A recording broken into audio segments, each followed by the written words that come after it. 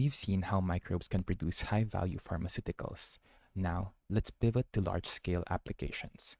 How these organisms address massive global problems in the environment, agriculture, and food industries. I am Max Viado, and welcome to the third part of this lecture.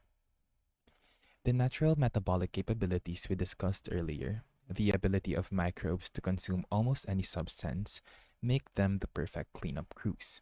This field is called bioremediation. Essentially, we utilize specific microbial metabolic pathways to degrade pollutants.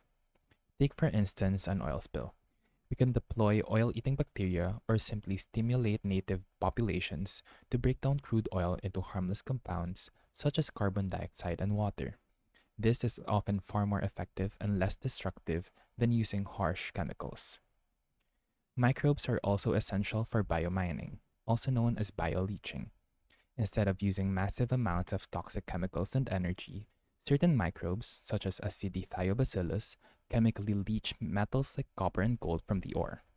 It's an environmentally lighter, energy efficient technique used globally for resource recovery.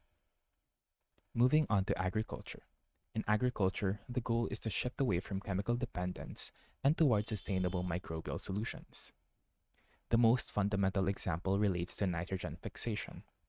Nitrogen is vital for plant growth, but it is inaccessible to plants in its gaseous form in the atmosphere.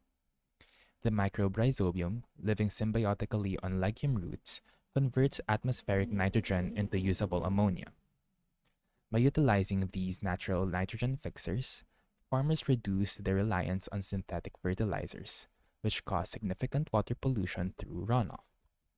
This is biotechnology reducing environmental damage. We also use microbes for pest management.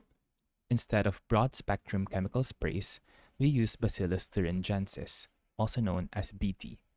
This bacterium produces a protein crystal that is toxic only to the larvae of certain insects, leaving mammals and beneficial insects unharmed.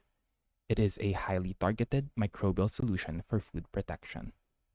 Finally, let's talk about food. Microbial biotechnology didn't invent fermentation. It has been used for millennia to create beer, wine, yogurt, and bread. But today, we apply sophisticated techniques to optimize these processes. We select and engineer specific strains of yeast and lactic acid bacteria to enhance nutrient content, improve flavor stability, and ensure food preservation. From preventing spoilage to designing novel probiotic foods, microbes are fundamental to the tradition and the future of our global food supply.